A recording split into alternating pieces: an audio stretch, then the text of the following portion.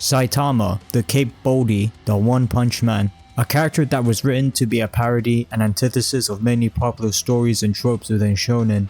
A character drawn to be goofy, bold, and unremarkable, as opposed to the protagonists who normally have ridiculous shaped hair, slick designs to make him look menacing or cool. A character that starts off the series at his physical peak, where normally characters have to start from scratch and train to achieve their goals to defeat the villain. These subversions of these tropes made One Punch Man, as well as Saitama, a household name in the anime community.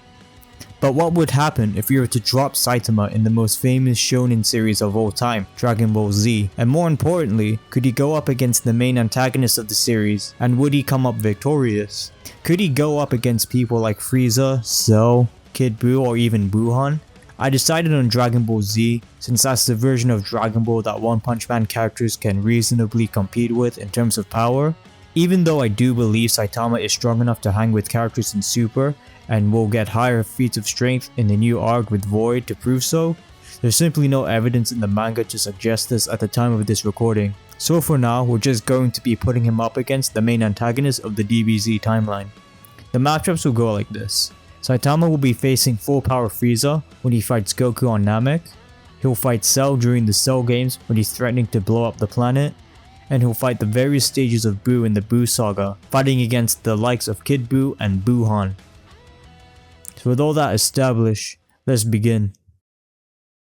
When it comes to scaling Saitama's strength, it's pretty easy, as we only really have to look at one fight, which was his battle against Cosmic Fear Garo. The most insane feat we see in the fight was the Serious Punch Square, where the two punches caused a massive explosion that wiped out thousands of stars and galaxies in the background. This feat casually puts Saitama in the multi-solar system to multi-galaxy ranges of power and durability, as galaxies were depicted in the background of space in the manga panels. Even if you say Saitama could not generate the power of the explosion by himself and say that it was half the strength, Saitama still grows stronger than Garo mid-fight, so it's most likely that he can generate this power on his own.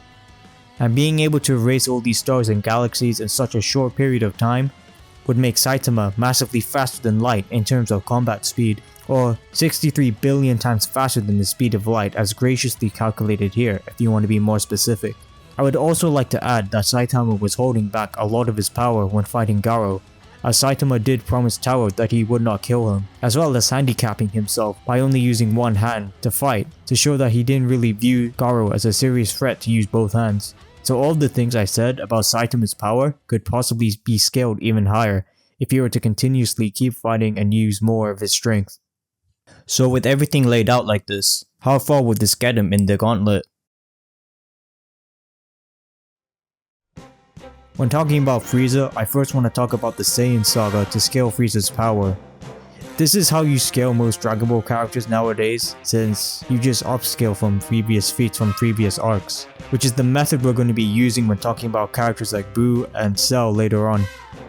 In the beginning of Dragon Ball Z, Piccolo with a power level of 400 was able to destroy the moon in roughly 3 seconds. This was calculated to be around 0.50 C or half the speed of light. Frieza is casually 300,000 times stronger than this Piccolo when he was using 100% full power when he fought Goku on Namek. If you were to multiply this speed in meters per second, it would be around 4 trillion meters per second. Dividing this by the speed of light to get how many times faster than light this is, this would mean Frieza, during his fight on Namek, would be around 150,000 times faster than the speed of light. And of course, when talking about his AP and durability, we gotta talk about the famous feat where he blows up Planet Vegeta with one finger in base mode. This was calced to be casually dwarf star level. And if we were to stack all of the transformation multipliers, Frieza would casually be large star levels of power. In case I need to explain why this scales with his AP and durability, Frieza, with a mutilated body and low amount of ki, was able to survive Planet Namek's explosion, so it's safe to say he can endure what he dish out even more. So yeah, even with all these feats and calcs laid out like this, I think it's pretty unanimous that Saitama easily gets past the Galactic Emperor, as Saitama outclasses him in nearly every field of power and speed. And there's not even a real way that Frieza could possibly kill Saitama, since his durability scales much higher than Frieza's current AP. So yeah, Saitama takes this round, but how will he fare against the ultimate android Cell? Cell is a massive upgrade from Frieza, now having solar system levels of attack potency, as confirmed in every databook game statement from the show when talking about the Cell games. As for speed, it's harder to get a concrete number down since this is when Dragon Ball stopped using power levels at this point in the story, but we can sort of gauge how strong Cell is compared to Frieza by scaling him to other characters in the arc. This is mainly because even in his imperfect form, Cell could beat up 17, who is leagues above Frieza in terms of power, and then Cell gets massively amplified when he absorbs 17 and 18, as well as stacking his super perfect form when he fights Super Saiyan 2 Gohan. So with all this in mind, I would put him between the 50 to 100 ranges of amplification to his speed. But let's highball Cell and say he's 100 times stronger and faster than Namek Saga Frieza, which would put him at around millions of times faster than the speed of light, which is pretty damn quick.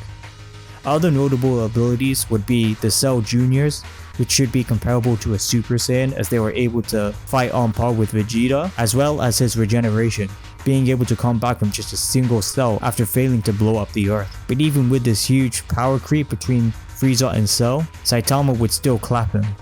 Cell can destroy a solar system? Saitama could easily do that, 10 times over with one punch. Saitama's serious punches would easily generate enough energy needed to atomize him and overpower his regeneration just like how Gohan did him.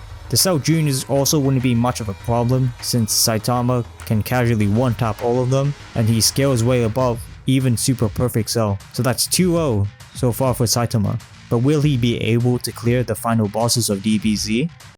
At this point, this is where his power levels start to become a bit equal. Both have galaxy level feats, quotes, and calcs backing them up.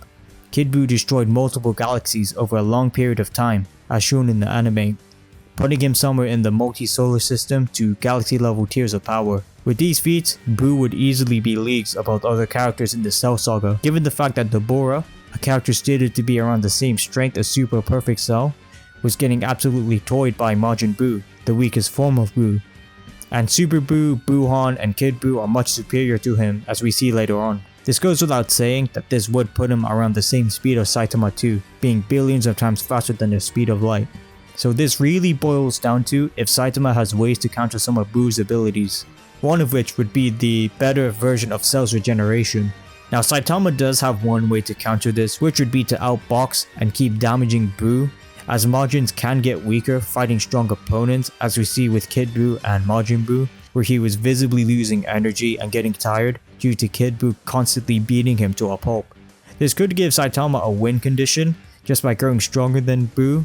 As Saitama trading blows with Garo, his strength was growing limitlessly, with calcs saying that he would have reached universe levels of power, attack potency, and be trillions of times faster than the speed of light in mere seconds of trading blows. I think this is very plausible for Saitama, as even a Super Saiyan 2 Vegeta, who should be around Cell's level of power, was briefly able to survive against Buu.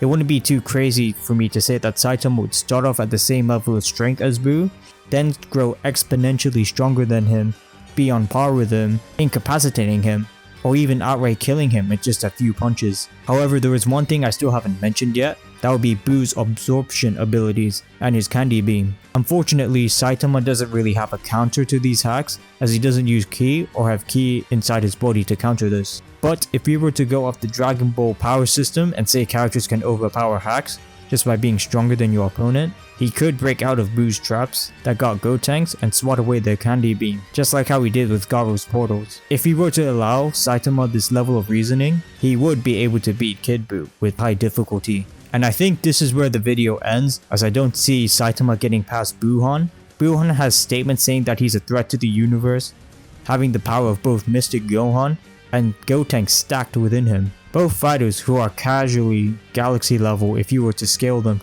This level of power would be way too much for Saitama to handle, given the feats we see in the manga. Even if Saitama grew to be stronger than Buuhan, Buuhan would most likely kill Saitama or absorb him before that even happens.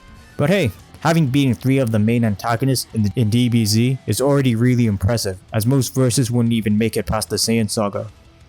So yeah, there you go. Saitama casually packs up Frieza, Cell. He struggles a bit with Kid Buu, but ultimately stops at Buuhan. What do you guys think? Do you think I was being too generous to Saitama, or do you think I lowballed the Dragon Ball characters a bit too much? Let me know in the comments below. If you watched the video in its entirety, thank you. This video took way longer than I expected to, since I had to cover not just 2 but 4, 5 characters in this video. If you did watch the video in its entirety, please consider subscribing. Until then, I'll see you again soon.